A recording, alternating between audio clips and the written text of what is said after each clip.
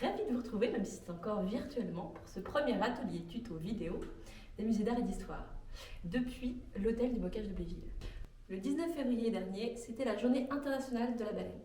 Peut-être certains ont-ils appris à ce moment-là le lien entre le Havre et les baleines. Effectivement, il y a 200 ans, le Havre était un important port de chasse à la baleine. Quand on parle de chasse à la baleine, on parle de la grande famille des baleines. Autant les baleines à fanon, comme les baleines bleues ou les baleines à bosse, et les baleines à dents, comme les cachalots, les orques, les belugas, les marsouins et même les dauphins. Et pourquoi chassait-on ces magnifiques mammifères marins? Bien que cette chasse soit très dangereuse, beaucoup de choses sont à récupérer et en quantité. D'abord, la taille des cétacés permet de récupérer beaucoup de nourriture. La chair de baleine n'est certes pas très bonne, paraît-il, mais elle avait l'avantage d'être très bon marché. Et puis, on a aussi les fanons, sur les fameuses baleines à fanon. On a ici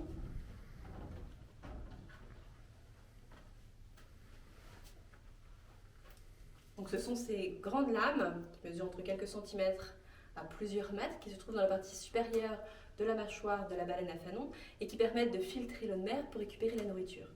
Eh bien, ils sont réutilisés pour faire différents éléments, autant des cols de chemise que des corsets pour les femmes, ou même les fameuses armatures de parapluie, les baleines de parapluie.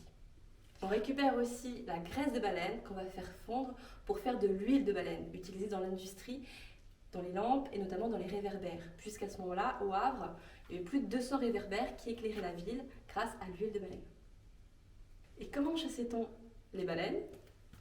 Eh bien, il faut imaginer qu'à l'époque, on n'a pas du tout les mêmes navires qu'aujourd'hui. On parle de grands navires en bois, à voile, comme on le voit ici sur notre petite assiette. Donc on voit notre grand navire balié dans le fond, et puis sur le devant, la petite baleinière qui va descendre, qui est mise à l'eau lorsqu'on arrive en territoire de chasse.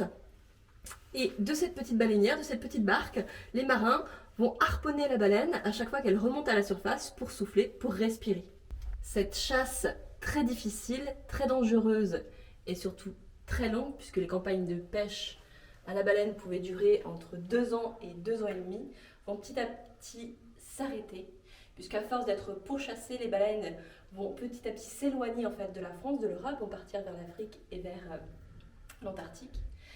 Et donc les campagnes de chasse vont plus du tout être rentables et donc vont s'arrêter. Maintenant que vous en savez un peu plus sur la chasse à la baleine et sur le Havre, on vous propose de refaire votre propre petite baleine à fanon à la maison. Pour réaliser la petite baleine, on a besoin de feuilles bleues, un petit peu épaisses, autour de 120 grammes, du papier blanc d'imprimante, de la colle, une paire de ciseaux et un feutre noir et un feutre gris. Alors pour commencer, on va prendre la feuille bleue et on va préparer des bandes de 7 cm. Une première bande de 7 cm sur 23.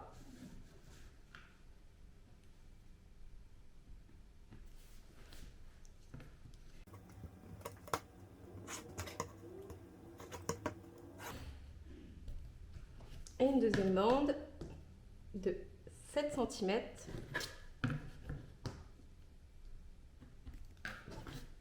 sur 17,5.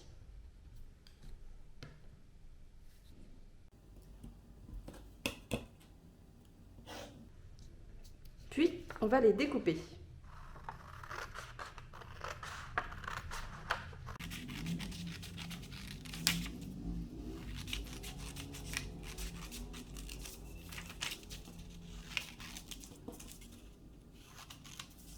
Alors une fois qu'on a découpé nos 2 bandes bleues, on va pouvoir à chaque extrémité dessiner la queue de la baleine.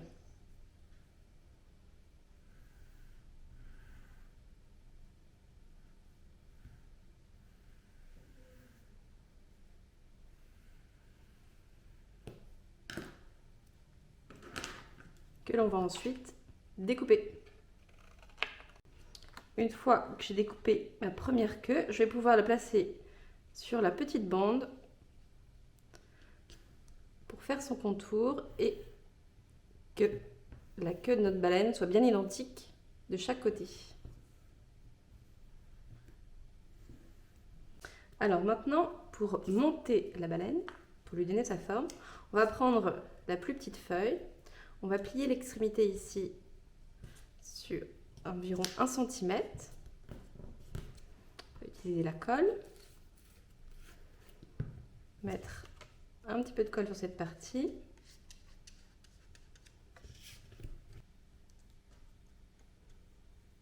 Alors on va mettre de la colle sur la nageoire et on va venir superposer notre autre feuille en commençant par la nageoire, bien appuyée pour que les deux parties collent bien et ensuite venir la poser comme ceci. Ta baleine doit maintenant ressembler à ça et on va pouvoir commencer à lui préparer sa bouche. Avec la feuille blanche, donc tu vas tracer une grande bande de 4 cm que tu vas ensuite pouvoir découper.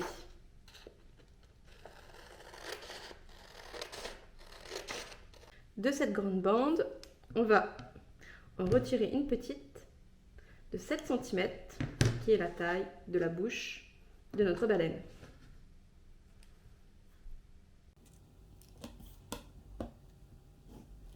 À l'aide d'un feutre ou d'un Posca, tu vas pouvoir dessiner toutes les petites lignes qui représentent les fanons de la baleine. Puisqu'ici, nous, on fait une baleine à fanon, donc qui lui sert à filtrer l'eau pour récupérer tout ce qui est krill, les phytoplanctons.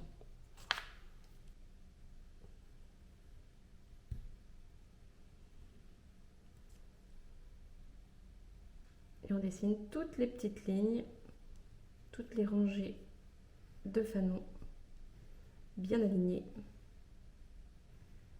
Une fois que tu as dessiné tous les fanons, on va pouvoir encoller la feuille au dos pour venir la coller sur la baleine.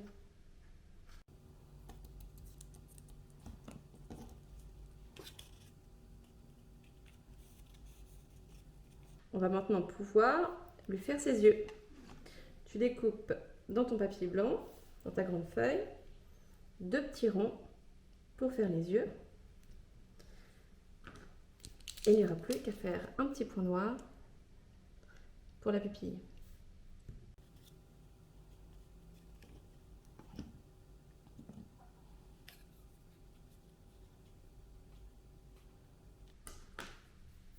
Tu peux maintenant prendre un feutre gris pour dessiner la queue de la baleine. Dernière étape, on va réaliser le souffle de la baleine. Tu peux reprendre la bande blanche qu'on a découpée tout à l'heure, dont on en a extrait un morceau pour la bouche, donc notre bande qui fait 4 cm. Et maintenant, il va nous falloir un morceau de 10 cm.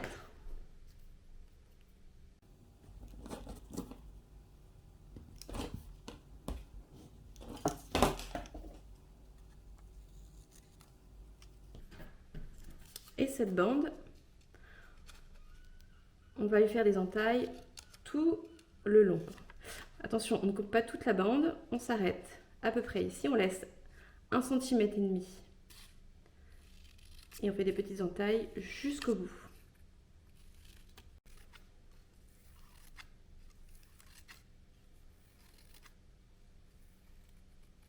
Et voilà, on a découpé toute notre bande qu'on va pouvoir enrouler tout doucement, assez serré.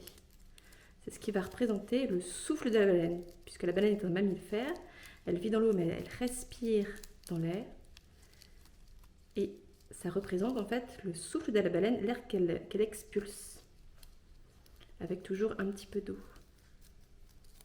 Alors on va juste placer un petit point de colle à l'extrémité, pour ne pas que ça se déroule. Et puis on va mettre un second point de colle sur le sommet de notre baleine, là où se trouvent les vents de la baleine, ses narines en fait. Et on va venir poser notre souffle. Après quelques minutes, une fois que ce sera bien sec, tout sera bien collé comme ici. Et tu pourras t'amuser à déplier les différents éléments pour donner toute l'ampleur au souffle de la baleine. Et voilà, ta baleine est terminée. Il faut bien attendre que la colle ait séché pour pouvoir déplier tous les petits éléments du souffle de la baleine. Et maintenant qu'elle est finie, si tu veux aller plus loin et remettre ta baleine à l'eau, on te propose de trouver un morceau de carton. Ici, nous, on a un morceau de carton blanc qui fait à peu près 25 cm sur 25 cm. Et pour représenter la mer, tu peux soit la peindre en bleu, utiliser un morceau de tissu, ou nous, ici, on a du papier de soie que tu peux trouver à la maison dans le placard où vous rangez les décorations de Noël. On trouve ça dans les paquets cadeaux. Tu peux le froisser et venir le coller sur ton carton pour représenter la mer et les vagues. Un petit peu comme ici. Et tu peux même aller jusqu'à peindre le sommet des vagues pour représenter l'écume blanche. Et ainsi, ta baleine pourra reprendre la mer.